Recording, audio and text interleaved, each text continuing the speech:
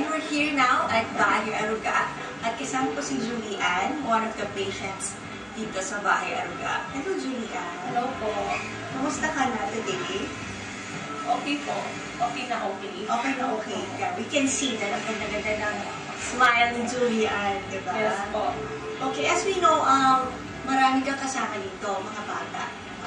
And Julian is one of those na medyo mas dalaga na. Ilan taon ka na ba, Julian? 27.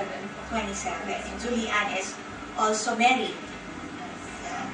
So, how is it? Kumusta naman staying here dito sa Bahay Aruga? Kung may nagpapasalamat na tinanggap ko dito sa Bahay Aruga na kahit adult patient ako. Kasi yung dito po talaga is mga bata na po, diba? So, ako lang po yung adult ngayon.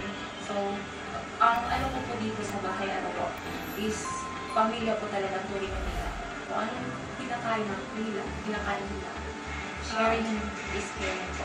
Sharing is caring. Yes. Love that. And that's what family is about.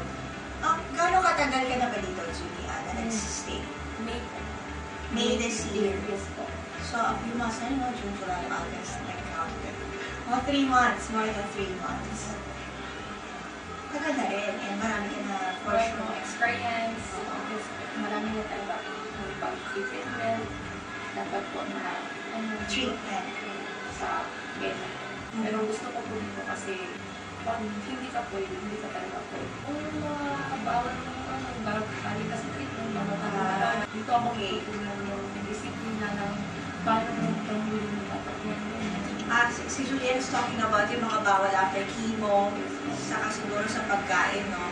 So dito pala sa Bahay Aruga, hindi lang siya uwian, hindi lang siya shelter. So they also help yung post-treatment, no, ng chemo, and their daily needs sa pagkain. Ganyan. Kasi po, mahihina ka talaga pag mag-chemo. Sabi ko sa'yo kanina hindi kita nakilala kasi kaya pala, nung huling bisita namin, itong leeg, oo, ay malaki siya before. Ano ba ang para sa kaalaman ng lahat, ano ba ang condition mo? Anong classic cancer? Classical Hodgkin lymphoma stage 4. Stage 4.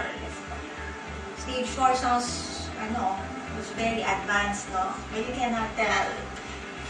So we could only assume na maayos, maganda ang naging condition mo lately. Gaano mo na ba katagal, Julian, na alam na meron kang cancer? Since 2019. 1990, matagal na rin. Opo. Na-diagnose ka, nasaan ka noon? Sa probinsya po namin. Sa Dumaguete, Negros Oriental po. Negros Oriental, sa Dumaguete. Paano mo nalaman? Nag-ano lang po ako ng asthma po. Sa asthma. Tapos parating sumasakit yung dibdib ko. Yun po, yun na po. Binabiopsy kasi dumalaki ng dumalaki. Ito, Pag-biopsy yun po. Naging stage 4 na ako. Stage 4 agad? Stage 4 na siya nung nalaman mo. Ang bilis niya nag-advance. Si Julian is married. Meron ka na bang mga anak? Tatlo po na. 3 na ang anak mo? Yes po. Wow! Bata, hindi halata.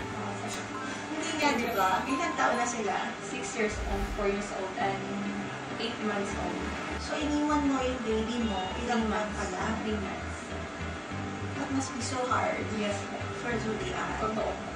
So, paano siya, like, you're getting your treatments, mahirap na yon, sobrang hirap na yun. Paano, how are you coping when not seeing your family?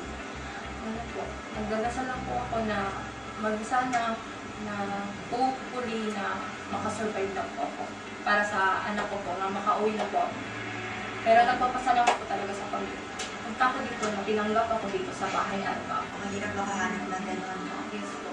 So, it's good you found parang a second family dito sa Manila, coming from Dumaguete. Pero syempre, iba pa rin yung mga anak mo, yung real family, and I'm sure sobrang miss mo na sila. Pero dito naman sa Manila, Julian, hindi ka naman mag-isa, no? Meron kang kasama kabiyak. Yes. Ano pangalan niya? Si Delphine. Si Delphine. Baka pwede natin tawagin si Delphine. Hello, Delphine. Salamat for joining us and for taking care of Julian. Si Julian, kasama mo na siya dito magmula nang dinala siya ng May. Kumusta naman? Kumusta kayo? Kahit mga pagsubok na nalalaman sa amin. Pagsubok. Hindi mawawala. Lahat may pagsubok. Opo. Kahit ang sitwasyon sa buhay. Paano mo nabibigyan ng support si Julian sa mga ganitong panahon? Huwag mong mawala ng pag-asa sa paggamot namin. Iwala lang. Iwala. Ano yun? Gano'ng kadadalas pumunta sa PGH? After 14 days po yung chemo ko sa isang buwan na lang. Every 14 days ang chemo. So kasama si Delphine dati doon. Kasi sa mga papeles, kailangan ayusin, maraming pipilahan, kailangan ng tsaga-tsaga. Tapos yung mga gamot ko, kung wala, pupunta sa bahay. At nag-ano nila, pambiyan ng serpat. Kasi hindi libre sa PGH. Hindi lang. Merong libre, merong Okay. Paano yan? Pareho kayo nandito, tago yung anak. Sino nung mga anak mo sa Dumaguete? Yung kapatid ko po. Dati po yung ano ko po, kapatid dito po sila. Kasi ano po din po siya, yung pamangkin ko, cancer patient, may survive po. So, kataka. Ah, that's good. Saan nakasurvive? So dito rin yung pamangkin mo dati. Ilan taon yung pamangkin mo? 6 years old po. 6. Anong naging sakit yun? Yung sa mata po, wala na po siya ng artificial light. Pero so naka-recover siya. Opo. Praise the Lord. Praise the Lord. Kaya pala kapit lang, ano? Ikaw naman sa susunod. And ano na, yan ba indication na gumagaling? Meron ba sinabi ang doktor kung kailan maybe fully ano na siya, ma-normalize? November siguro. Ang November, yung panahon na lang yun. The power of hope and love. Magkasama kayo, eh, no? Paano rin nakakausap yung mga bata? So, video call po. Video call. Nung dalawang anak ko, anak ko po sa Liverpool. Ang sakit din yung, sino meron? Sino Yung pangalawa. Yung pangalawa, yung 4 years old. Ano? So, 6 years old, pumapasok na ba sa Sa school. yung baby? Sino ano? Yung kapatid ko po, yung dati dito sa Maria Alba, tsaka yung mga iba ko pa yung kapatid na Salita. sa litan na sila sa pagbabatay ng bata. Buti na lang yung family nyo is ano, supportive. Kasi kung wala, paano na? Diba? Paano na? Hindi baka si Delphine kailangan mag-stay doon. But, you know, I'm just glad to know na yung lagay mo ngayon is a lot better. Tapos, we can tell na even, you know, deep inside, emotionally, you are contented and satisfied. Punong-puno kayo ng pag-asa. Ano nagpapasaya sa'yo lately? Out of all ng mga ganitong developments, anong pinaka-nagpapasaya sa'yo? Yung ano po, maganda yung ano ko sa treatment ko. Yung treatment mo? Yes po, iwala lang po sa Diyos. Alam ko po.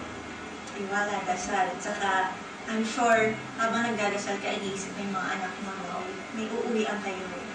Habang si Delphine, ano yung pinaka-nagpapalakas ng loob mo ngayon? Sa anak po namin. Kaya makikita lang na masaya ako. Yung kasiyahan sa kanila. Kasi ngayon, Delphine, ikaw parang talagang nagde-depend sila sa'yo, di ba? So, as a couple, ano yung pinaka-goal nyo ngayon? Mag-business na lang. Negosyo. Opo. Livelihood naman. Kung ano, ginawa sa amin dito, hindi po gagawin namin. Yung po, sana po, pag ako po isang, di ba ako makapasurvive na, sana po, pag ako po ay may mga maraming makatanggap, i-share ko po sa katulad ko, sa mga bata dito sa akin. Take it forward. Yes po. At nagpapasalamat po ako sa Diyos na binigyan niyo pa ako ng pangatlong buhay. Pangatlong buhay? Opo. Bakit lagi mo Hindi lang po, mo hindi na po ako makakita. Kita mo, parang it's ano, hindi mo masabi na dumaan ka sa ganon. Yes po. Pag alis namin, anong mga activities na po ang gagawin? Painting po. Painting? Yan, nagpe-painting kayo. Paint, tapos ng bracelet, gumagawa ng mga bracelet. Tapos may ano din sila na t-shirt sa bahay. Gumagawa kayo ng Si t-shirt. Lila Mundiana. So itong mga ganitong ginagawa nyo sa araw-araw kapag tapos na yung Opo, sa chemo mo. Kasi after ng chemo mo, alam ko, may mga days na kailangan mo mag-rest.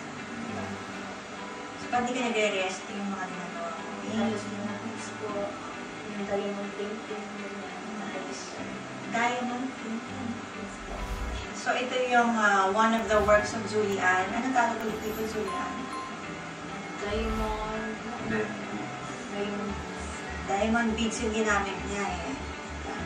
So, dito sa Bahay Aruga, gumagawa sila ng mga artwork.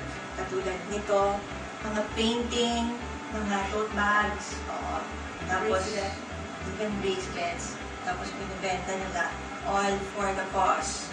So, hindi lang nakakatulong dun sa Bahay Arugat. I think it also helps, like spiritually in a lot of aspects. Kasi, yung pinagkakaabalahan kayo.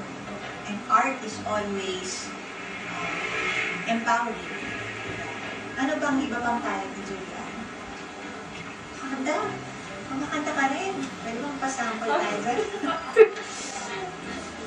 Naiyak. Ito na muna daw. Si Delphine? Anong talent ni Delphine? tumutulong din po. Ano gagawa ka niya? Ano po, pag di ko kaya, siya po yung gumagawa. Napis ano po yung tumutulong po sa mamas. Alam niyo po yung mamas. Ano yung mamas? Yung kumuha ng pagkain. pag-program. Yun ang pinagpunan. Kahit po nakastay kami dito, siya po ay tinatrabaho nila doon. Para may itutulong po kami sa pamilya kasi ano po, madala po pambili ng gatas. Oo nga, kasi ilang months? 8 months. 8 months yung bunso. Worried ka ba na hindi ka nakilala? Yung 6-year-old mo, Kilala pa rin. sandali. Nakausap ko yung lagi. Ano yung wish mo na mangyari? If kaya niyong planuhin yung araw niyo bukas, ano yung, paano mo nakikita yung sarili niyo? Maging okay ang lahat. Makasama ko ng pamilya ko, mga anak ko. Tapos matutupad ko yung gusto. From what I get from Julie, gusto niya talaga makarating na siya. Uwi, no? Makabalik ka na. Yun yung pinakahihintay mo na mangyari. Kung mag-isip, stress kasi napapagamot ko. So, dinadaan na lang po sa mga gawa-gawa ng mga Artwork. Anong unang-unang gagawin niyo pag nakita niyo yung mga bata? Nalitasan din sa tuwala sa itaas.